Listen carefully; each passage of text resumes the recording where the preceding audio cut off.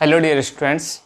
तो आज solid state के लेक्चर 4 में हम बात करने वाले हैं relation between edge length a, radius of particle r and nearest neighbouring distance d. ठीक है, ये होता क्या है, ये चीज़ें हैं क्या क्या, लेंथ, एज लेंथ क्या है, ये तो हमने देख लिया था कि दो कॉर्नर के बीच की जो डिस्टेंस होती है वो क्या कहलाती है, एज लेंथ, एज कहलाता है, वो उसी की जो लेंथ होगी एज लेंथ हो जाएगी। रेडियस ऑफ पार्टिकल, जो हमारे पास लेटिस पॉइंट था उसका रेडियस कितना है वो है, और नियरेस्ट नेबरिंग डिस्टेंस है, दो एडजेसेंट जो भी एटम या पार्टिकल है उनके बीच का जो भी डिस्टेंस होगा वो कहलाएगा नियरेस्ट नेबरिंग डिस्टेंस। जैसे अगर हम एक यूनिट सेल में इसको देखें,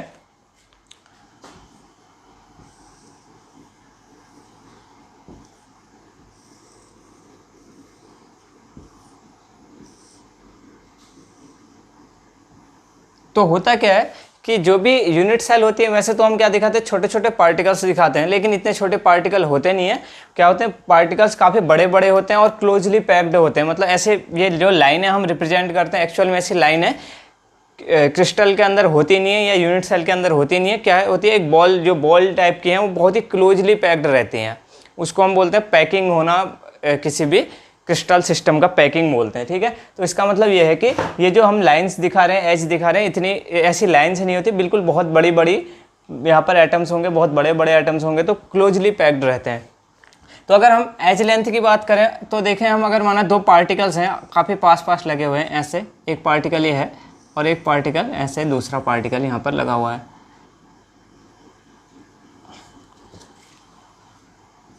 माना ये दो हमारे पास पार्टिकल्स हैं।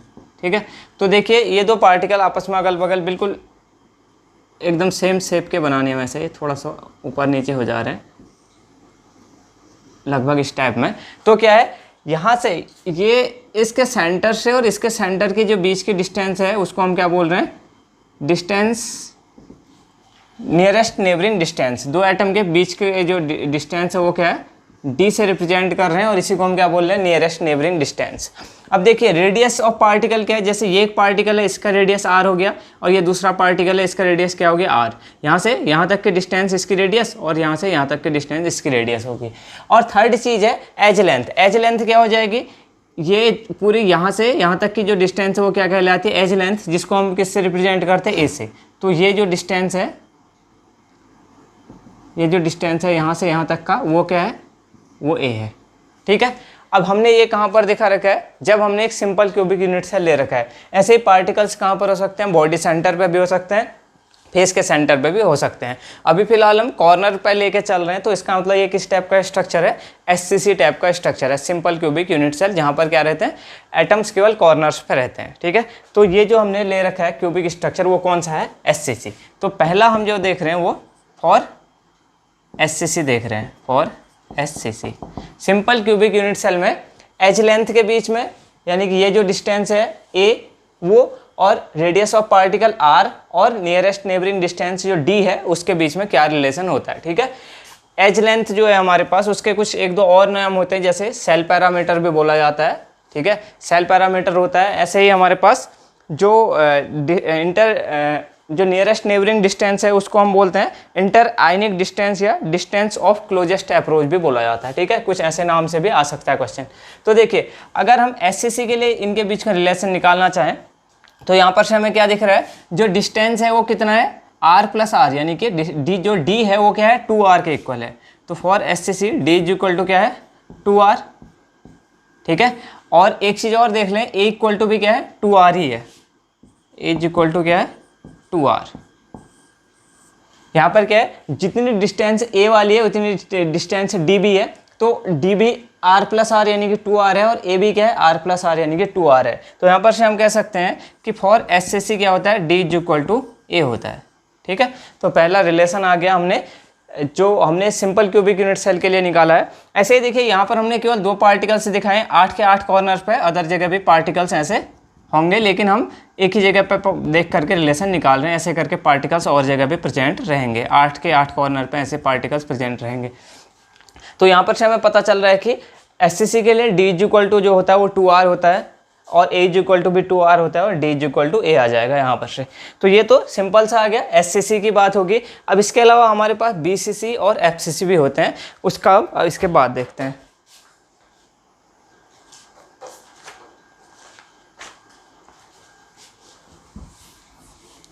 अब अगर हम BCC और FCC की बात करें तो BCC में जो एटम होते हैं वो कहाँ पर होते हैं, कॉर्नर प्लस बॉडी सेंटर पे, जबकि FCC में कहाँ पर होते हैं, फेस सेंटर और फेस के सेंटर पे और कॉर्नर पे।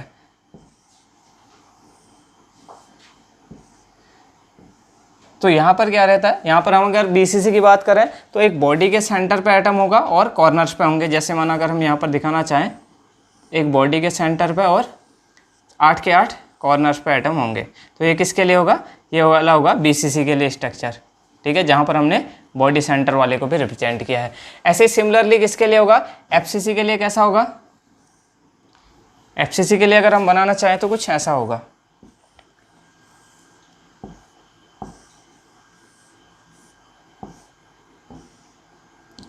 जैसे अगर हम ऊपर वाले फेस पर रिप्रेजेंट करना चाहें तो क्या होगा, ये एक कॉर्नर वाला एटम होगा, ठीक है, एक कहाँ पर आएगा बीच में, फेस के सेंटर पे, और एक यहाँ पर ये वाला एटम थर्ड एटम आएगा, ठीक है। तो यहाँ पर से एक एटम ये, फिर बीच में दूसरा एटम ये, और थर्ड एटम ये है, ठीक है। तो ये कौन सा है, ये वाला हमारे पास FCC है। FCC में हर जगह हर फेस पे ऐसा ही एटम होंगे। और ये कौन सा है, BCC में हमने क्या दिखा रखा है, 2 कॉर्नर और एक बीच में बॉडी सेंटर वाला एटम दिखा रखा है। FCC में 2 कॉर्नर और एक फेस सेंटर वाला एटम दिखा रखा है। तो यहाँ पर क्या है, अभी तक हमारे पास जो डिस्टेंस थी वो कौन सी थी, SCC में केवल एज वाली डिस्टेंस हमको चाहिए थी, यानी कि कॉर्नर्स पे ही एटम थे। अब लेकिन हमको कौन सी, ये बीच वाली डिस्टेंस भी चाहिए होगी, जो कि हमारी कौन सी है, यहाँ पर फेस डायगोनल वाली डिस्टेंस है। और इस केस में वो डिस्टेंस क्या हो जाएगी, इसको बोला जाता है एज डायगोनल, ठीक है, सॉरी बॉडी डायगोनल। यहाँ पर क्या बोला जाएगा, बॉडी डायगोनल, और इसको बोला जाएगा फेस डायगोनल। इसका मतलब अगर हम यहाँ पर D, A और R के बीच रिलेशन निकालना चाहे तो सबसे पहले हमको फेस डायगोनल और एज डायगोनल की लेंथ का पता होना चाहिए, तब हम रिलेशन निकाल पाएंगे, क्योंकि यहाँ पर बॉडी के सेंटर पर एटम है और यहाँ पर फेस के सेंटर पर एटम प्रेजेंट है। तो सबसे पहले हम इसी को निकाल लेते हैं कि एज डायगोनल, फेस डायगोनल की डिस्टेंस क्या है और बॉडी डायगोनल की डिस्टेंस क्या है, तब उसके बाद हम FCC और BCC के लिए हम D, A और R के बीच का रिलेशन निकालेंगे। तो पहले हम निकाल लेते हैं फेस डायगोनल और एज डायगोनल की डिस्टेंस कितनी होती है। तो इसके लिए हम क्या करते हैं, हम माना हमने एक क्यूबिक यूनिट सेल ली,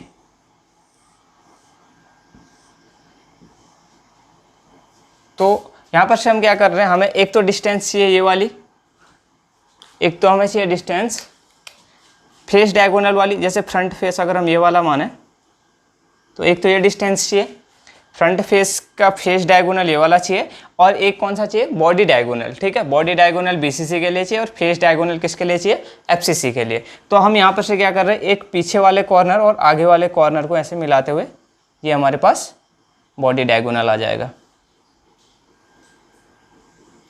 ये हमारे पास बॉडी डायगोनल आ जाएगा, ठीक है।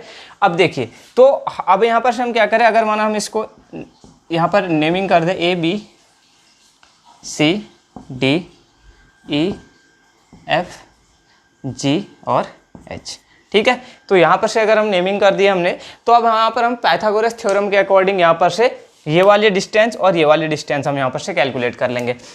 देखिए, H की जो डिस्टेंस होती है हम उसको क्या मान के चलते हैं, A, ठीक है। तो यहाँ से यहाँ की डिस्टेंस A और यहाँ से यहाँ की डिस्टेंस भी क्या होगी, A होगी, ठीक है। सिमिलरली नीचे वाली डिस्टेंस भी, जो H की लेंथ है वो क्या है, A से रिप्रेजेंट कर ले रहे हैं हम। अब देखिए, तो यहाँ पर से हम पहले क्या निकालते हैं, फेस डायगोनल कैसे निकालते हैं। देखिए, face diagonal according to Pythagoras theorem, तो यहाँ पर से क्या हो जाएगा, सबसे जो बड़ी डिस्टेंस है ये वाली है, तो यहाँ पर से क्या हो जाएगा, हम लिख सकते हैं कि EG स्क्वायर इक्वल टू, इसका जो स्क्वायर होगा ये वाली डिस्टेंस और ये वाली डिस्टेंस का स्क्वायर होगा, यानी कि EH square plus HG square, ठीक है। पाइथागोरस थ्योरम के अकॉर्डिंग क्या हो गया, ये सबसे ज़्यादा डिस्टेंस है, यहाँ पर EG स्क्वायर इक्वल टू क्या हो जाएगा, EH स्क्वायर और HG स्क्वायर। यहाँ पर ये कौन सा एंगल है, ये 90 डिग्री का एंगल है, ठीक है। तो यहाँ पर से हम क्या कर सकते हैं, अब हमें क्या पता है, देखिए EH हमको पता है A है, और कौन सा HG भी कितना है, एज लेंथ है, तो ये भी क्या होगा, A ही होगा। तो यहाँ पर से हम लिख सकते हैं कि A G square equal to क्या हो जाएगा, ए स्क्वायर प्लस ए स्क्वायर, ठीक है, ए स्क्वायर प्लस ए स्क्वायर, ये भी ए डिस्टेंस है और ये भी ए डिस्टेंस है, तो ए जी स्क्वायर इक्वल टू क्या हो जाएगा, 2a स्क्वायर, या फिर ए जी अगर हम लिखें तो √2a, इसी को हम लिख सकते हैं, इसी को अगर हम ए जी इक्वल टू a√2 भी लिख सकते हैं, ठीक है, a√2। तो ये ई जी क्या है, ई जी ये डिस्टेंस है, इसको हमने क्या बोला, फेस डायगोनल, फेस डायगोनल। तो फेस डायगोनल का जो डिस्टेंस आया वो कितना आ रहा है, a√2 आ रहा है, ठीक है। कौन सी डिस्टेंस है, यहाँ से यहाँ तक की जो डिस्टेंस है वो कितनी है, यहाँ से यहाँ तक की जो डिस्टेंस है वो कितनी है, a√2 है, ठीक है। अब हमें देखिए ये वाली डिस्टेंस भी मिल गई और ये वाली डिस्टेंस मिल गई, अब इसके थ्रू हम क्या है, ये वाली डिस्टेंस निकाल सकते हैं, ठीक है। तो अब हम दूसरा यहाँ पर से इसको मिटा करके हम बॉडी डायगोनल को निकाल लेते हैं। यहाँ पर से हमारे पास फेस डायगोनल को लिख लेते हैं। फेस डायगोनल जो आ रहा है वो कितना आ रहा है, वो आ रहा है a√2, ठीक है। और वो क्या है, ई जी है, ई जी इक्वल टू कितना है, a√2, ठीक है। फेस डायगोनल आ गया जिसको हम यूज करेंगे एफसीसी के लिए। ऐसे ही देखिए बॉडी डायगोनल अगर हम निकालते हैं, कैसे निकालेंगे, अब देखिए बॉडी डायगोनल कैसे निकालें। अगर हम करें फिर से पाइथागोरस थ्योरम यहाँ पर अप्लाई करते हैं,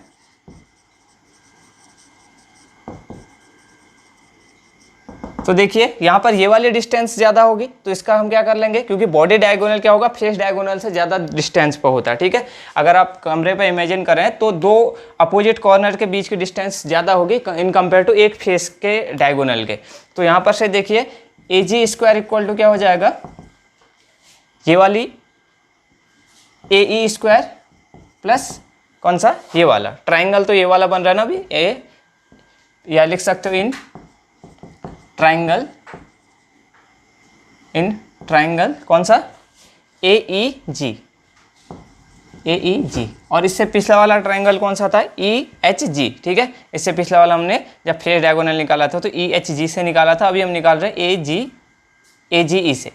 तो यहाँ पर से हमने लिखा ए जी स्क्वायर इक्वल टू क्या लिखा, ए E square plus E G square plus E G square, ठीक है। तो ए ई कितना है, ए ई है हमारे पास ए स्क्वायर प्लस ई जी अभी हमने निकाला था फेस डायगोनल, वो कितना था, a√2 का स्क्वायर, ठीक है।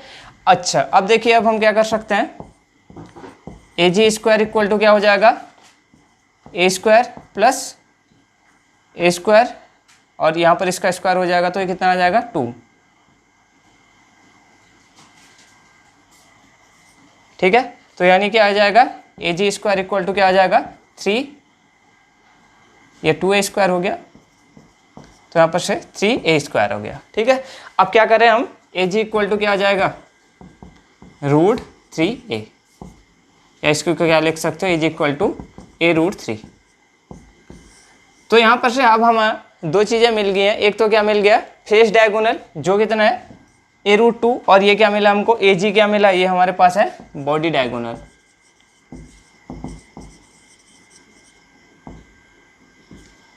ठीक है। तो फेस डायगोनल हमारे पास आ रहा है a√2 और बॉडी डायगोनल कितना आ रहा है, a√3 आ रहा है, ठीक है। तो हमने कैसे निकाला, हमने बोला एक बार हमने ये वाला ट्राइंगल मान लिया ए एच जी, जहाँ पर से हमने बोला कि E G square equal to E H square और एच जी स्क्वायर।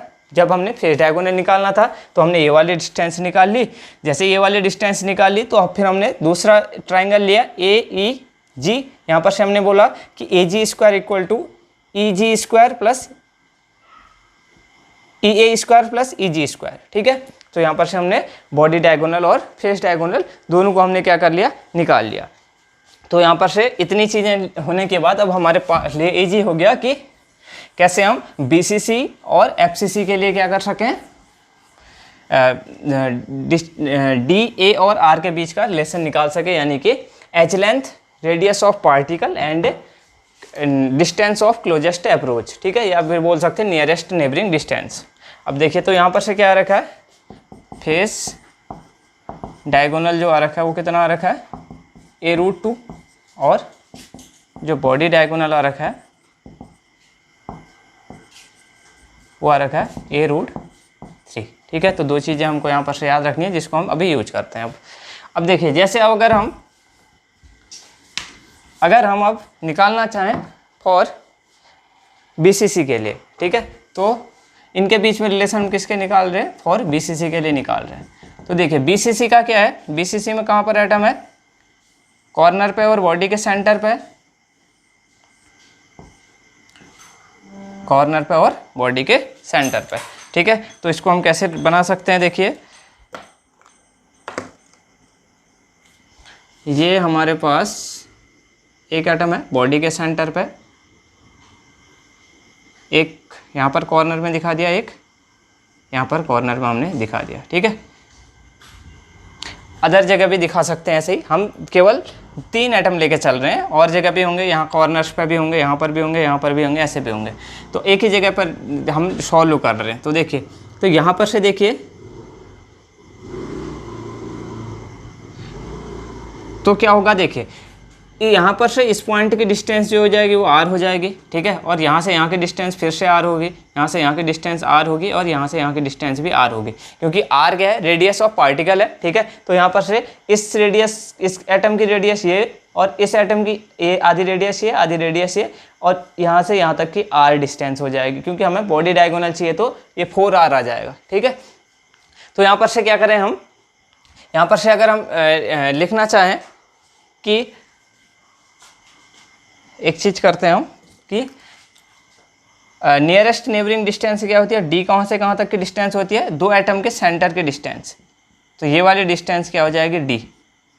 ठीक है, d कौन सी डिस्टेंस है, दो एटम के बीच की distance, nearest neighbouring distance d बोल दिया हमने। ठीक है, तो यहाँ पर से क्या दिख रहा है, d इज इक्वल टू क्या दिख रहा है हमको, d is equal to 2r दिख रहा है हमको। ठीक है, d इज इक्वल टू कितना दिख रहा है, 2r। ठीक है, अच्छा, अब लेकिन हमें पता है d इज इक्वल टू क्या है, बॉडी डायगोनल, ये पूरा पूरा बॉडी डायगोनल है, और इसका कितना है, हाफ है। d क्या है, पूरा का पूरा बॉडी डायगोनल का आधा है। ठीक है, तो d is equal to body diagonal by 2 है। ठीक है, जो डिस्टेंस है इन दोनों के बीच का वो बॉडी डायगोनल का आधा है। तो इसका मतलब हम क्या लिख सकते हैं, बॉडी डायगोनल कितना था हमारा, अभी आया था A√3, A√3 by 2 is equal to कितना हो सकता है, 2r के। ठीक है, A√3 by 2 is equal to 2r, d की जगह हमने बॉडी डायगोनल डिवाइड बाय 2 रख दिया। ठीक है, अब इसका मतलब क्या हो जाएगा, A√3 इक्वल टू क्या हो जाएगा, 4r, A√3 equal to 4r हो जाएगा। ठीक है, तो यहाँ यानी कि यहाँ पर से a इज इक्वल टू क्या आ जाएगा, 4r बाई √3। ठीक है, a इज इक्वल टू क्या आ जाएगा, 4r बाई √3, या r इज इक्वल टू क्या हो जाएगा, √3 बाई 4a। ठीक है, तो ऐसे करके हमने ये निकाल लिया। ठीक है, तो r की वैल्यू आ गई, यहाँ पर से हम r की वैल्यू निकालना चाहते हैं, वो क्या आ जाएगी, A√3 बाई 4। ठीक है, r की वैल्यू क्या आ गई, A√3 बाई 4। तो यहाँ पर से r और a के बीच में रिलेशन भी आ गया है, और d यहाँ पर से अगर हम d और r के बीच में रिलेशन निकालना चाहें, या d और a के बीच में रिलेशन निकालना चाहें, d और r के बीच तो आ गया था, और d और a के बीच में अगर रिलेशन निकालना चाहें, d एंड a के बीच में अगर हम रिलेशन निकालना चाहें, तो d इज इक्वल टू क्या हो जाएगा, A क्या था, a हमारे पास ये था एज लेंथ। ठीक है, तो एज लेंथ हम कैसे निकालेंगे, यहाँ पर से d इज इक्वल टू क्या हो जाएगा, A√3 बाई 2, A√3 बाई 2। ठीक है, ये तो हमने यहाँ पर से इससे भी निकाल सकते हैं, और यहाँ पर से भी d is equal to A√3 by 2 आ जाएगा, क्योंकि हमारा बॉडी डायगोनल ये आया था A√3, और d क्या है, उसका आधा है। ठीक है, तो यहाँ पर से हमारे पास 2-3 रिलेशन आ गए हैं, एक तो d और a का बीच का रिलेशन आ गया, एक a और r के बीच का रिलेशन आ गया है। ठीक है, और बस ये रिलेशन को हमने ऐसे भी लिख रखा है। ठीक है, तो 2 रिलेशन यहाँ पर से हमें आ गए हैं जो हमें ध्यान रखने हैं। बाद में हम इसका एक शॉर्ट टेबल भी बना लेंगे जिसके थ्रू हम इसको याद कर लेंगे। ठीक है, तो ये किसके लिए हो गया, face centred cubic unit cell के लिए। ठीक है, अब ऐसे ही देखिए, अगर हम BCC के बाद अगर हम FCC की बात करें, फॉर FCC, ठीक है, तो FCC में क्या होगा, FCC में जो एटम होगा वो कहाँ पर होगा, फेस पे होगा।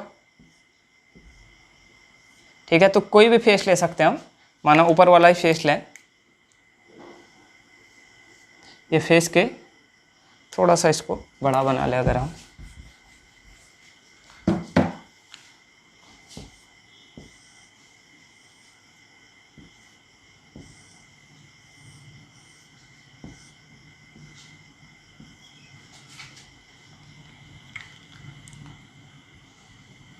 ये फेस के सेंटर पे एटम है और यहाँ पर से ये दूसरा कॉर्नर वाला एटम और यहाँ पर से ये कॉर्नर वाला एटम।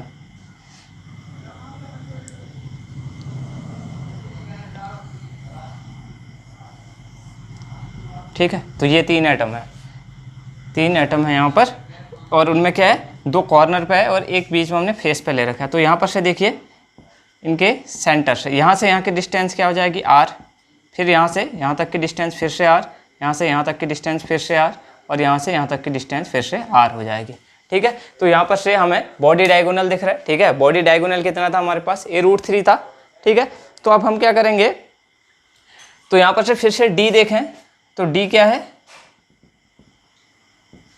d जो है 2 एडजेसेंट एटम के सेंटर की डिस्टेंस है। ठीक है, तो d ये है। तो यहाँ पर से भी क्या दिख रहा है, d इज इक्वल टू क्या दिख रहा है हमको, 2r दिख रहा है। ये जो है d इज इक्वल टू कितना है, 2r के इक्वल है। ठीक है, और हमें पता है कि d क्या है, जो d है वो क्या है, बॉडी डायगोनल का क्या है, आधा है। ठीक है, d क्या है, सॉरी फेस डायगोनल का आधा है, फेस डायगोनल का आधा है। ये क्या है, फेस डायगोनल, और d इसका आधा है। ठीक है, तो d is equal to face diagonal divide by 2। तो यहाँ पर से हम लिख सकते हैं फेस डायगोनल हमारे पास कितना था, a√3 सॉरी a√2। ठीक है, और ये क्या बाय 2 हो जाएगा, इज इक्वल टू क्या हो जाएगा, 2r के। ठीक है, a√2/2 equal to 2r, d की जगह हमने इतना वैल्यू रख दी। तो यहाँ पर से a इक्वल टू क्या आ जाएगा, a इज इक्वल टू आ जाएगा 4r/√2। ठीक है, तो r भी यहाँ पर से r और a का रिलेशन भी हम निकाल सकते हैं। ठीक है, अच्छा अगर हम d और a के बीच में रिलेशन निकालना चाहें तो क्या आ जाएगा, d इज इक्वल टू क्या आ जाएगा, फेस डायगोनल बाय 2 यानी कि a√2/2।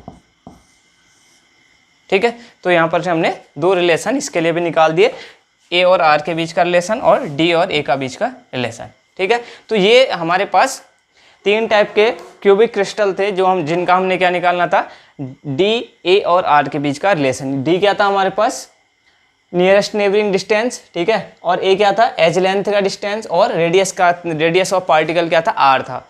तो इनके बीच का हमने रिलेशन निकाल लिया।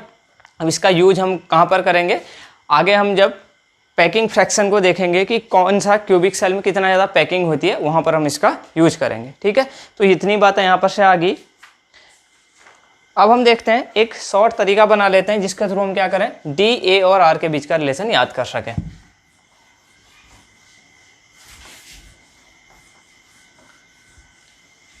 तो इन शॉर्ट में हमें कैसे याद करना है, एक साइड हम लिखेंगे डी, ठीक है, एक साइड लिखेंगे आर और ए लिखेंगे, और फिर क्या लिखेंगे, आर। ठीक है, डी, ए और आर ऐसे हम लिख लेंगे पहले। अब सबसे पहले हम एससीसी के लिए करेंगे, फिर बीसीसी के लिए, फिर एफसीसी के लिए। ठीक है, तो यहाँ पर क्या करना है, सबसे पहले यहाँ पर हम लिख लेंगे d/2, ठीक है, और a/2 और r/1। ठीक है, और इन सभी को हम इक्विलेट कर लें तो आपस में इनके बीच का रिलेशन हमें मिल जाएगा। जैसे अगर हमें d और a का बीच रिलेशन अगर एससीसी के लिए देखना है तो हम यहाँ पर से क्या करेंगे, d/2 इक्वल टू a/2 कर लेंगे। तो यहाँ पर से हमें पता चल जाएगा d is equal to a के। ठीक है, ऐसे हमें रिलेशन यहाँ पर से पता चल जाएगा। ठीक है, अच्छा अब बीसीसी के लिए देखिए, बीसीसी के लिए हम d/2 ऐसे ही लिखेंगे और r/1 भी ऐसे ही रखेंगे। ठीक है, लेकिन यहाँ पर क्या चेंज करना है, a√3/4 लिख देना है इसको। ठीक है, केवल हमें a याद रखना है, a की जगह क्या लिखना है, a√3/4। ठीक है, और ये d/2 ही रहेगा और ये r/1 ही रहेगा। ठीक, अब देखिए अब एफसीसी के लिए कैसे याद करना है, एफसीसी के लिए ये d/2 ही रहेगा और ये भी r/1 ही रहेगा। ठीक है, लेकिन चेंज कहाँ पर आ जाएगा, यहाँ पर आ जाएगा a/2√2। ठीक है, अगर हम यहाँ पर जैसे हमें एफसीसी के लिए d और a का रिलेशन निकालना है तो हम क्या करेंगे, d/2 इक्वल टू क्या लिख देंगे, a/2√2। तो यहाँ पर से d इज इक्वल टू क्या हो जाएगा, 2 यहाँ जाएगा तो a/√2 आ जाएगा। ठीक है, तो ये हमारे पास सिंपल सा एक टेबल है जिसके थ्रू हम क्या कर सकते हैं, नियरेस्ट नेबरिंग डिस्टेंस हो गया, रेडियस ऑफ पार्टिकल हो गया, और एज लेंथ के बीच का रिलेशन हम यहाँ पर से डायरेक्टली निकाल सकते हैं। ये एक सिंपल सा तरीका है, ठीक है। अब इसके बाद हम पैकिंग फ्रैक्शन को थोड़ा सा देख लेते हैं।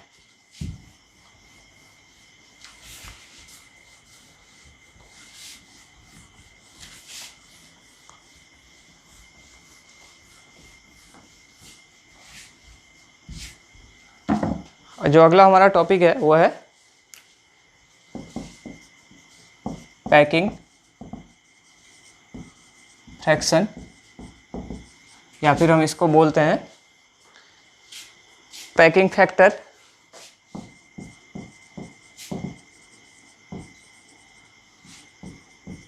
या फिर पैकिंग इफिशियंसी भी बोला जाता है, पैकिंग इफिशियंसी, ठीक है। तो यहाँ पर क्या है, हमने क्या किया है, एक यूनिट सेल के अंदर जो कंस्टिट्यूएंट पार्टिकल लगे हुए हैं वो कितना ज़्यादा पैक हो रखे हैं, मतलब कितना ज़्यादा जो यूनिट सेल है वो भरा हुआ है, ठीक है। अगर उसमें गैप होगा तो क्या है, लेस पैकिंग है, और अगर पूरे तरीके से वो बिल्कुल भरा हुआ है तो वहाँ पर हम क्या कहेंगे, अच्छी पैकिंग हो रखी है, उसके अंदर एक क्लोज्ड पैकिंग है, ठीक है। तो यहाँ पर से हम उसी को निकालेंगे कि अगर हमारे पास एक क्यूबिक यूनिट सेल है, जैसे एससीसी टाइप का अगर क्यूबिक यूनिट सेल है, तो वो कितना ज़्यादा, जैसे उसमें पार्टिकल्स हैं तो उनके बीच में गैप है या नहीं है, मतलब वो कितना ज़्यादा भरा हुआ है, ठीक है। तो इसके लिए हमें क्या करना है, तो हम एक लिख सकते हैं कि इसकी डेफिनेशन क्या लिख सकते हैं, हम लिख सकते हैं कि the fraction of the available volume, the fraction of the available volume of the unit cell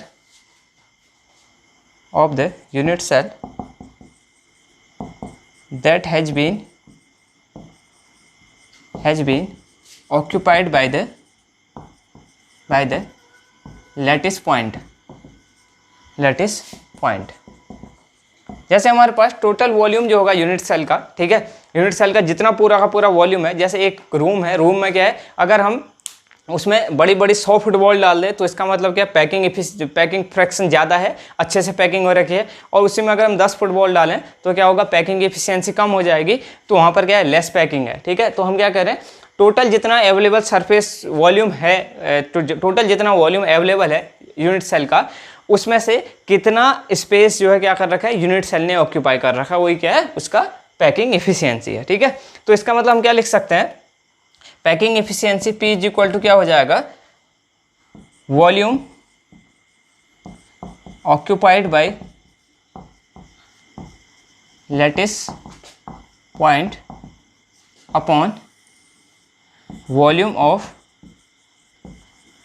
unit cell, और इसको अगर हम परसेंटेज में निकालना चाहें तो इसको हम 100 से मल्टीप्लाई कर लेते हैं, ठीक है।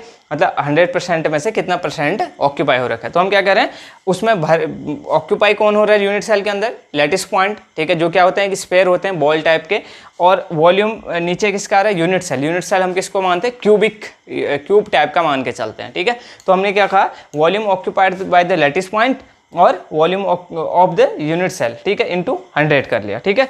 अब देखिए वॉल्यूम लैटिस पॉइंट कितना वॉल्यूम ऑक्यूपाई करेंगे, जितना उनका नंबर होगा, और एक लैटिस पॉइंट का जितना वॉल्यूम होगा, ठीक है। तो हम क्या लिखेंगे, तो यहाँ पर से हम लिख सकते हैं volume occupied by unit cell की जगह हम लिख सकते हैं number of volume occupied by lattice point को हम लिख सकते हैं number of lattice point into volume of one lattice point, ठीक है, अपॉन क्या हो जाएगा, वॉल्यूम ऑफ यूनिट सेल का हम क्या कह सकते हैं, क्यूब मान के चल रहे हैं, ठीक है। तो हम इसको क्या लिख सकते हैं, ए क्यूब, और यहाँ पर इंटू 100 से हम मल्टीप्लाई कर लेंगे, ठीक है। तो देखिए volume occupied by the lattice point कितना वॉल्यूम ऑक्यूपाई करेंगे, जितना उनका नंबर होगा, और एक लैटिस पॉइंट है उसका जितना वॉल्यूम है, ठीक है। तो हमने यहाँ पर लिख लिया। अब देखिए इसके आगे अगर हम इसको करें तो हम क्या लिख सकते हैं कि नंबर ऑफ लैटिस पॉइंट को हम क्या लिख सकते हैं, जेड, जो हमने लैटिस पॉइंट कैलकुलेट किया था, टोटल लैटिस पॉइंट जहाँ पर हम देख रहे थे कि एक पर यूनिट सेल कितने लैटिस पॉइंट आते हैं, वो जेड से रिप्रेजेंट करते थे, और volume of one lattice point को हम स्फेयर यानी कि बॉल मान के चल रहे हैं, एक स्फेयर का वॉल्यूम कितना होता है, 4/3 पाई आर क्यूब, ठीक है। और नीचे क्या है, क्यूब का वॉल्यूम यानी कि ए क्यूब, और इंटू क्या हो जाएगा, 100 हो जाएगा, ठीक है।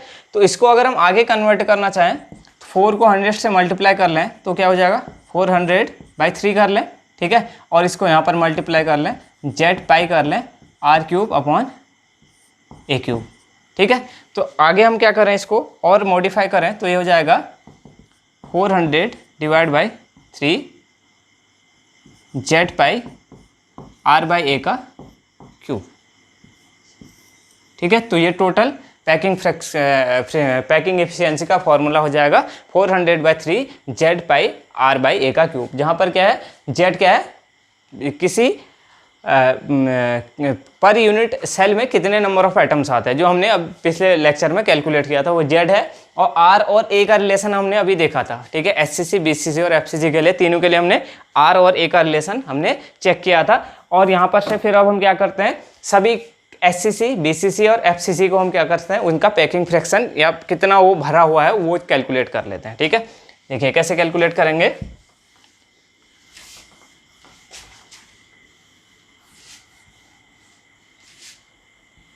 जैसे फॉर एग्जांपल हमारे पास है एससीसी, ठीक है, सिंपल क्यूबिक यूनिट सेल, ठीक है। तो इसका पैकिंग फ्रैक्शन क्या हो जाएगा, 400/3। अब देखिए जेड की वैल्यू एससीसी के लिए कितनी होती है, हमने निकाला था, ठीक है। इफेक्टिव नंबर कितने आते हैं पर यूनिट सेल, वो हमने देखा था। तो यहाँ पर क्या आता है 1, ठीक है। और पाई की वैल्यू कितनी हो जाएगी, 3.14 लिखो या 22/7 रख लो, कुछ भी रख सकते हैं, 3.14 रख दिया माना हमने। अब देखिए आर बाई ए का रिलेशन अभी हम निकाल सकते हैं, ठीक है। अभी हमने जो टेबल पढ़ी थी शॉर्ट में, D/2 = R/2 sorry A/2 = R/1, ठीक है। ये किसके लिए थे, एससीसी के लिए। तो यहाँ पर से अगर हम आर और ए का रिलेशन निकालना चाहें तो कैसे निकालेंगे, R/A = क्या हो जाएगा, 1/2, ठीक है। तो यहाँ पर से हम क्या लिख सकते हैं, 1/2 का क्यूब, ठीक है। तभी हमने कहा था कि वो टेबल याद करनी है, वो इंपॉर्टेंट टेबल है। तो 1/2 का क्यूब। तो यहाँ पर से अगर आप पूरा का पूरा यहाँ पर से कैलकुलेट करें तो ये जो लगभग आता है, ये आता है कितना, 52.3%। इसको आप कैलकुलेट कर सकते हैं, ये आएगा 52.3%, ठीक है। देखिए सिमिलरली हम क्या कर सकते हैं, बीसीसी के लिए अगर कैलकुलेट करना चाहें तो बीसीसी में भी सेम ही हो जाएगा, 400/3 इंटू जेड कितनी होती है बीसीसी के लिए, बीसीसी के लिए जेड की वैल्यू 2 होती है, ठीक है। 2 इंटू पाई की वैल्यू रख देंगे 3.14। और यहाँ पर से हम बीसीसी का रिलेशन निकालें तो क्या होता है, D/2 होता है, और इक्वल टू ए बाई क्या होता है, A√3/4 होता है, और R/1 होता है, ठीक है। हमें किसके बीच चाहिए रिलेशन, आर और ए का रिलेशन। तो आर और ए का रिलेशन हम निकालना चाहें तो R/A = क्या हो जाएगा, √3/4, ठीक है। तो यहाँ पर हम क्या लिख सकते हैं, √3/4 का क्यूब, ठीक है। ये वो टेबल अगर आपको याद है तो आसानी से आप उसको निकाल सकते हैं, आर और ए का रिलेशन। और यहाँ पर अगर हम इस सभी को कैलकुलेट करें तो ये आता है लगभग कितना, 68%, ठीक है। ये कितना आ जाएगा, 68%। अब देखिए सिमिलरली हम किसके लिए निकालें, एससीसी, बीसीसी और एफसीसी के लिए अगर हम निकालें, एफसीसी के लिए भी सेम हो जाएगा 400/3। अब जेड कितना होता है एफसीसी के लिए, यहाँ पर होता है कितना, 4, ठीक है, 4 इंटू 3.14। और यहाँ पर से R/A का रिलेशन हम निकालेंगे तो कितना आता है, 1/2√2 आता है, ठीक है। इसका क्यूब हो जाएगा, ठीक है। तो यहाँ पर से अगर आप टोटल सभी को कैलकुलेट करेंगे तो आता है कितना, 74%, ठीक है। तो ये हमने एससीसी, बीसीसी और एफसीसी के लिए क्या कर लिया, पैकिंग इफिशियंसी को कैलकुलेट कर लिया, ठीक है। अभी हमने देखिए क्यूबिक क्लोज पैकिंग नहीं देख रखी है, यानी कि पैकिंग कैसे होती है एटम्स की within the unit cell. अगर हम उसको देखेंगे तो बाद में हम यहाँ पर से HCP और CCP टाइप की पैकिंग होती है, ठीक है, वो भी हम यहाँ पर लिख लेते हैं कि उसमें कितना परसेंटेज आता है, ठीक है। तो HCP और CCP ये होता है हेक्सागोनल क्यूबिक क्लोज पैकिंग और एक क्यूबिक क्लोज पैकिंग होती है, ठीक है। तो यहाँ पर से अगर हम कैलकुलेट करते हैं तो ये भी कितना आता है 74% यहाँ पर से पैकिंग आती है। तो यहाँ पर से पैकिंग का मतलब क्या है, अगर हमारे पास पूरा का पूरा क्यूब है, ठीक है, पूरा का पूरा क्यूब है, तो उसमें से क्या हो रहा है HCP और CCP वाली जब पैकिंग हो रही है तो 74% क्या हो जा रहा है, भर जा रहा है वो, बाकी की कितना यहाँ पर से 24% क्या हो रहा है, खाली जगह उसके अंदर बच रही है। और यहाँ पर देखिए अगर इसमें देखें SCC में देखें तो क्या हो रहा है, आधी जगह लगभग भर रही है, आधी जगह खाली रह रही है। अगर माना हम वहाँ पर एटम सेट करें जगह पे तो क्या हो रहा है, बीच में स्पेस बहुत ज़्यादा बच जा रहा है, उतनी इफिशिएंट पैकिंग नहीं हो रही है, ठीक है, पैकिंग इफिशियंसी क्या है, कम है। BCC में थोड़ा सा ज़्यादा है, थोड़ा सा और स्पेस क्या हो रहा है, लेटिस पॉइंट ऑक्यूपाई कर रहे हैं और खाली जगह थोड़ा कम बच रही है। उससे कम किस में फिर 74% जगह यहाँ पर ऑक्यूपाई हो रही है, ठीक है, इसकी पैकिंग इफिशियंसी ज़्यादा है FCC की इसके कंपेयर में, तो वहाँ पर क्या हो रहा है 24% क्या हो रहा है, जगह खाली बच रही है। सिमिलरली SCP और CCP में भी 74% तो जगह भरी हुई है, जबकि 24% क्या है, जगह खाली हुई है, ठीक है। तो ये बात होती है किसकी, ये बात होती है पैकिंग इफिशियंसी की। तो यहाँ पर से अगर हम पैकिंग इफिशियंसी देखें, पैकिंग इफिशियंसी देखें तो सबसे कम है किसकी, SCC की, उससे ज़्यादा किसकी है, BCC की, उससे ज़्यादा किसकी है, FCC की, और इन्हीं के इक्वल में किसकी है, CCP और HCP की, ठीक है। ये लगभग बराबर ही है यहाँ पर। ये कितनी है, ये है 52.2% लगभग 3%, ठीक है। ये कितने है 68%, ये वाली है 74%, ठीक है। ये सभी के सभी 74% है। इससे रिलेटेड क्वेश्चन भी पूछा जाता है कि किस में कितनी ज़्यादा पैकिंग होती है, ठीक है। तो आज के लेक्चर में हमने सबसे पहले एच लेंथ यानी कि A, ठीक है, और उसके बाद दूसरी चीज़ क्या थी, नियरेस्ट नेबरिंग डिस्टेंस D और radius of the atom R के बीच में हमने रिलेशन सीखा, ठीक है, जो हमने SCC, BCC और FCC के लिए निकाला। वहाँ पर से हमने D, A और R के बीच में रिलेशन सीख लिया था। उसके बाद हमने एक टेबल के थ्रू D, A और R के बीच के रिलेशन को शॉर्ट में याद करने का तरीका सीखा। लास्ट में हमने पढ़ लिया पैकिंग फ्रैक्शन यानी कि पैकिंग इफिशियंसी भी बोलते हैं हम इसको, कि कितना स्पेस भरा हुआ है पूरी यूनिट सेल के अंदर बाय द लेटिस पॉइंट, ठीक है। जितना ज़्यादा लेटिस पॉइंट भरे रहेंगे उतना ज़्यादा पैकिंग इफिशियंसी होगी, और जितना कम भरे रहेंगे उतना पैकिंग इफिशियंसी कम हो जाएगी। उतना जो जगह नहीं भरी होगी उसको क्या बोलते हैं हम, वॉइड्स बोलते हैं या खाली स्पेस बोलते हैं, ठीक है। तो आज के लेक्चर में हम इतना ही करेंगे, ठीक है, इसको आप अच्छे से समझिए। उसके बाद हम नेक्स्ट टॉपिक अगले लेक्चर में करेंगे। सो थैंक्स फॉर वॉचिंग, और अगर आपको वीडियोज़ पसंद आते हैं तो आप चैनल को सब्सक्राइब कर सकते हैं। Thank you.